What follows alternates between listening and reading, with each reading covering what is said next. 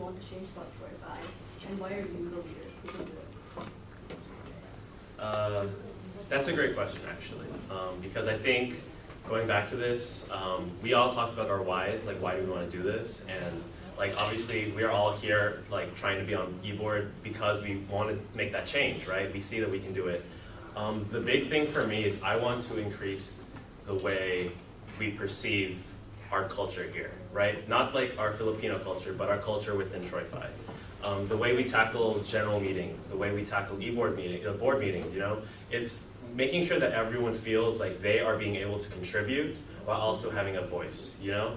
And it's whether like at general meetings, it like, you know, sometimes breaks my heart to see like people like fade away into the background because maybe they don't feel that familia, that sense of joining right there. And I think that I am the person that can like bring that because I've been to every Troy 5 event, even through like MPAC classes, like you're a boy, like wants to come here. And like it brings me so much joy to come here that I want to be dedicated. I want to invest all my time to creating this familia. Jose, your next question is, how have you changed throughout your experience on board this past year? Changed through my experience. All right, as many of you guys know, or if you guys don't know, we talked about like different types of leadership, and I'm a warrior, so like I'm like, oh, let's just go ahead and get this stuff done, right? With that, with being so headstrong, comes a lot of not being able to communicate as well, and that's one thing I really struggle with, is communicating and being vulnerable with stuff. And that's where I saw my development. I saw that a leader is not just entirely someone who yells all of the ideas on their head, like in their head. You have to be able to facilitate that conversation, because a conversation is between two people, and especially a conversation within board is a conversation, is multiple people that you're trying to balance all of these ideas. And I truly was able to see how sometimes you got to take a step back, let the other person speak, analyze what they're saying, and see what we can do to collaborate and create great events for Troy 5. Next question is, in what ways has your position as secretary influenced you, and how can you apply it to the role of president? Awesome, yeah. I've had the lovely honor of being your secretary, which involves a lot of behind the scenes stuff. So if you imagine me, I'm like just on my computer trying to like make those newsletters as funny as they can be and like aesthetic as they can be, the slides, the meeting agendas. But with that comes a lot of like organization skills. Like you have to communicate with everyone. Like, oh, you have an event that you need to be put on the newsletter? Okay, let me go ahead and make that. Like you have to like keep track of literally the entire calendar year, and like, wow, I need to like have this because I know they have the Kamayan feast this year, so I need to like make sure that I have that in the newsletter. They need slides, so I'm going to get that done soon. So that organization is really what I want to apply to the president.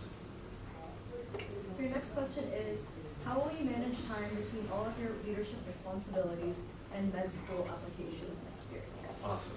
Time balance is like my favorite thing to do. Because I think there's a lot of like joy in like trying to do everything that your heart wants you to do. Like my heart really has pushed me to be like co-president of Scout, has pushed me to be like now like being more involved in the Catholic Center. All of those things, that's what my heart wants me to do and push me, that I need to find a way to be able to do that. So with time management, I'm stepping down from Scout e-board, so I'm not going to be president or even in like the top executive board. So I will have free time from there. Alongside that, I really have no other like commitments besides trying to start a Bible study, so if you want to like come join. But besides that, it's really knowing what time is dedicated where and what time you can be using effectively. Because a lot of us actually waste a lot of time surfing on like YouTube or like checking Twitter, and that time can be utilized in better ways, especially when studying and creating like meaningful study times. And that's how I'm able to do everything I can with all my extracurriculars. Can you name a time when you think Troy 5 failed? How would you prevent something similar from happening while you're president? Okay.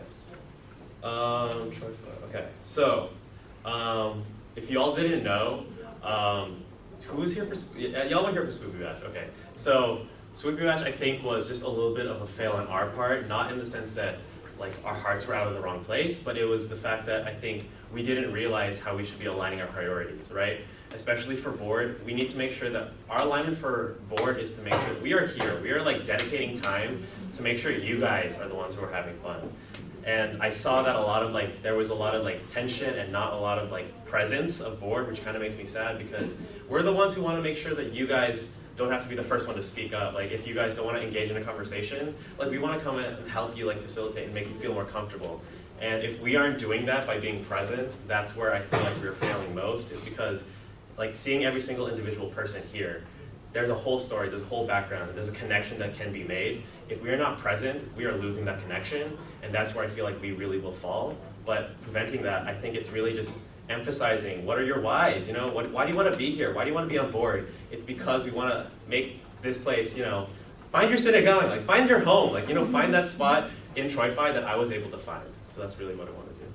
Okay, we have one final question, and it is, you're so passionate about what you love, that passion could lead you to stress people out. How do you plan to alleviate this? Well, I'm a stressed out person, so that's okay. So, how is my passion? So, I think there's one aspect that I feel like you need to understand. If you are entirely passionate and you solely portray yourself as passionate, then you are going to come off as very like headstrong and like very blunt with that. And that's where the communication comes in. Like communicating the vulnerability that you have.